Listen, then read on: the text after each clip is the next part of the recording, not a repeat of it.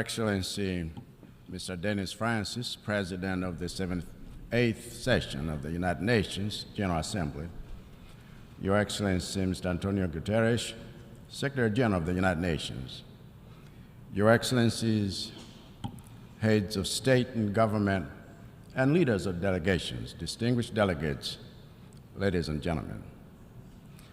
In less than 30 years, we will come to the halfway point of this century. And in less than 80 years, the 21st century will end. By that time, none of us will be president, and none of us will be alive. So when we stand at this podium and speak of the future, we speak of a future that does not belong to us. We speak of a future with sustainable development. We speak of a better world, not for us, but for our grandchildren and their children. And the decisions we make today, the actions we take each day, are what determine what kind of future we are creating for them. It is therefore not good enough to say that we must build trust in the world when we continue making decisions that undermine trust. It is not good enough to say that we want to reignite global solidarity when we continue to pick and choose whom we show solidarity with. It is not enough to say we want to move towards peace when our actions in other nations promote war and create the conditions for conflict. It is not good enough to say we want prosperity for all when our rules for trade and our financial systems are a recipe for deepening the poverty of other nations. Without changing our decisions, our positions, and our actions, the future we speak of today and the sustainable development we dream of achieving by 2030 will remain a reality on paper. And when it comes to urgent action, we must focus our attention, our energies, and our resources on the areas where we are falling behind. We must prioritize those places in the world that are most at risk of not achieving sustainability in any of the 17 SDGs. In the case of Malawi, the most pressing priorities are plain to see.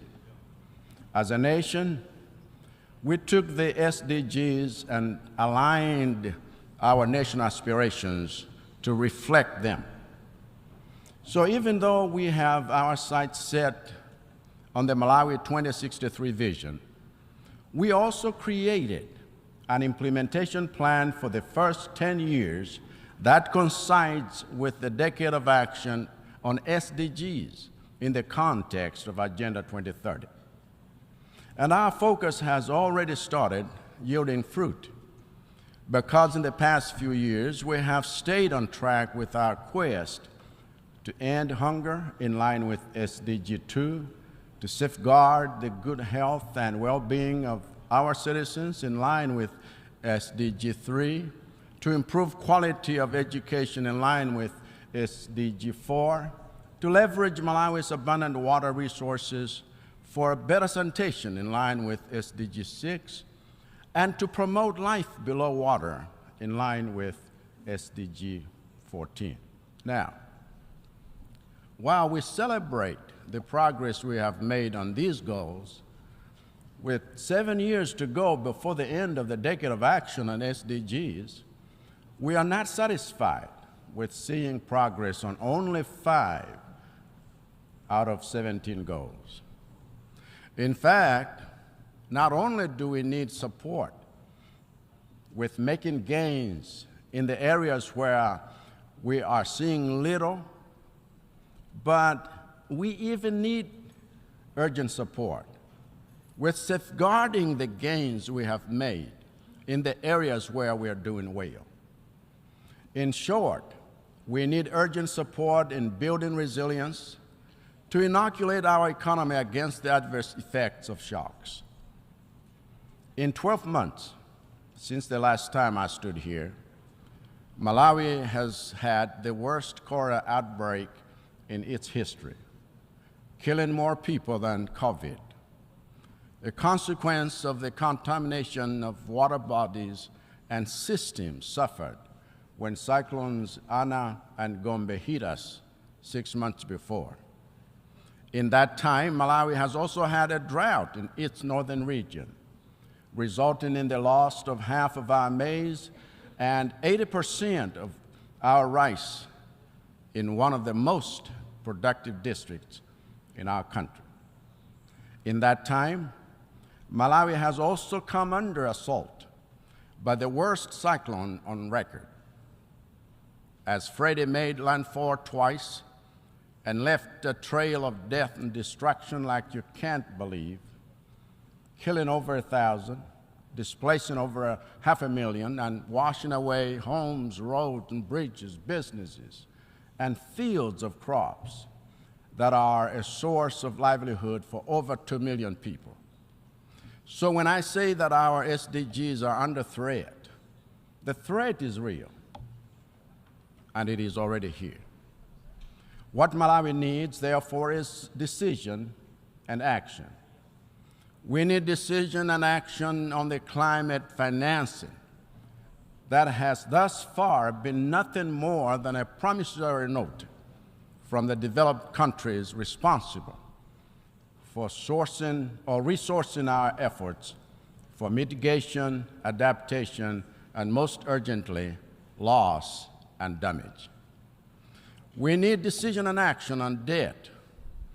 For like most least developed countries, Malawi is in distress because its debt is unsustainable. And so our call to action on behalf of all LDCs on this matter remains the same. Cancel the dates. Cancel the dates. Cancel the dates. As a family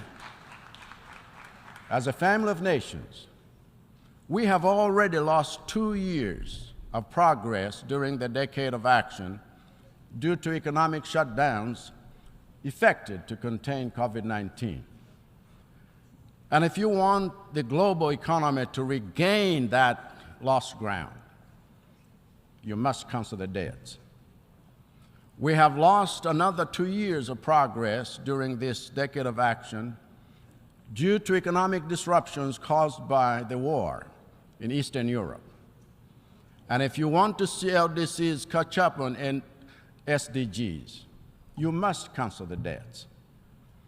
That's a decision you can make today, an action you can take that would breathe oxygen into the suffocating economies of the global South. That's a decision you can make today so that the money being drained by servicing debts can go towards rebuilding roads, schools, hospitals, businesses, and livelihoods.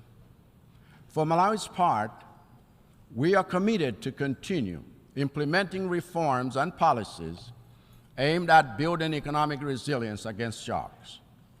We are committed to continue engaging the United Nations and our development partners, both multilaterally as well as bilaterally, in mobilizing international support that goes beyond disaster management and seeks to build sustainability. We are committed to continue banging on the doors of financial institutions that remain too slow and too unresponsive and too rigid to address the existing financing gaps in the programs we have for achieving SDGs. We are committed to the principle of the UN Charter and to a rules-based international system, so long as we have the power to change the rules that have worked against us and held us back in terms of our development for decades. This is why Malawi strongly advocates for radical reform in the United Nations Security Council itself, whose very structure undermines the values of democracy, inclusivity, accountability, and trust.